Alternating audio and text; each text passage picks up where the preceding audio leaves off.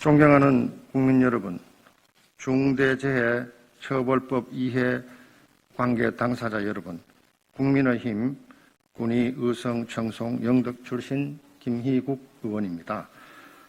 저는 오늘 집권 여당이 1월 8일이란 시한을 정해놓고 강행 처리 방침을 밝히고 있는 중대재해처벌법, 일명 중대재해기업처벌법을 반대하기 위해 이 자리에 섰습니다.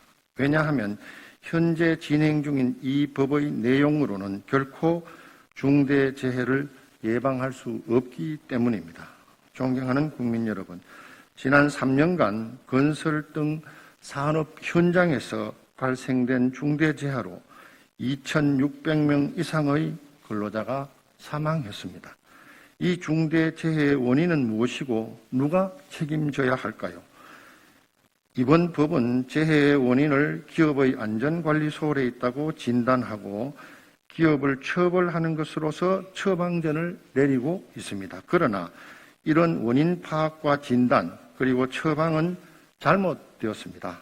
지금까지 발생된 중대재해의 사고 원인들을 살펴보면 첫째로 정부, 지자체, 공기업 등 발주처 책임, 둘째 기업의 안전관리 소홀 책임, 셋째 개인의 책임 등으로 나누어져 있고 따라서 책임 주체도 당연히 달라져야 하고 이것이 법리입니다. 그런데 이 법은 처음부터 재해의 원인은 기업의 안전관리 소홀에 있고 따라서 처벌도 기업을 위주로 추진 중에 있습니다. 그러다 보니 법의 일반 원리인 책임주의, 과잉금지 원칙, 명료성의 원칙, 징벌적 손해배상 금지 등등에 반하여 이게 법이야?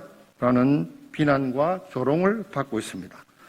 이 법의 입법 목적인 중대재해를 예방하기 위해서는 사고가 발생되는 근본적인 원인에 대한 이해가 필요합니다. 당태종 이세민은 유수청탁 제기원, 샘에서 검은 물이 나오는데 하천에 흐르는 물이 어찌 맑을 수 있겠는가라고 했습니다. 저는 우리나라에서 발생되고 있는 중대재해의 원인을 두 가지로 설명드리고 싶습니다. 첫째로 사고 예방에 필요한 조사비, 설계비, 각종 안전장비 및 안전관리자 운영에 필요한 비용을 제대로 주지 않고 있는 제도의 결함입니다.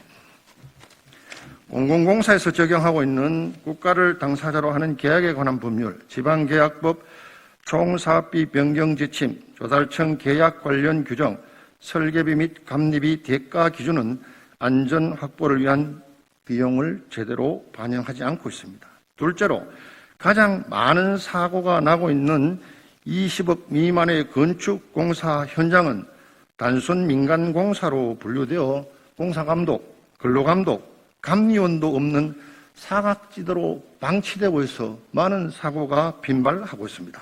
만약에 산업안전보건법, 건설산업기본법, 건설기술진흥법, 건축법 등 각종 법규가 이런 사각지대에 감독관들을 파견토록 제도를 정비하고 이 감독관들이 제 역할을 한다면 중대재해는 많이 예방할 수 있을 것으로 생각합니다. 이 두 가지가 근본적인 문제이고 해결책입니다. 이런 문제는 눈 감아버리고 법리에도 현실에도 맞지 않는 이 법을 막무가내식으로 일단 시행해보고 문제가 있으면 보완하자는 여당의 태도는 참으로 못난 짓입니다. 진짜 현장 사정을 몰라서 이러는 겁니까? 아니면 상황 논리에 몰려서 애서 진실을 외면하는 것입니까? 이번 정권 들어서 임대차법 등 입법권의 오용과 남용으로 인해 얼마나 많은 문제를 야기했는지는 재언이 필요치 않습니다. 주택시장의 혼란을 산업 현장에 재현코자 하는 것입니까? 무엇 때문에 시간에 쫓겨 법도 아닌 법을 법이라고 우기고 다시는 이런 사태를 본질을 정확히 파악해서 제대로 된 재해 예방법을 만듭시다. 아무리 급해도 실을 바늘 허리에 메고 바느질을 할 수는 없지 않겠습니까? 어디 그뿐입니까? 만약 이 법이 강행되고 나면 곧이어 정부가 추진 중인 건설안전특별법이란 더욱 가혹한 벌이 가중되어 단 한 번의 재해가 발생된다면 그 기업은 산업안전보건법, 중대재해기업처벌법, 건설안전특별법이란 3번의 몽둥이 찜질로 회사가 문을 닫게 될 것입니다. 이게 나라입니까? 이상.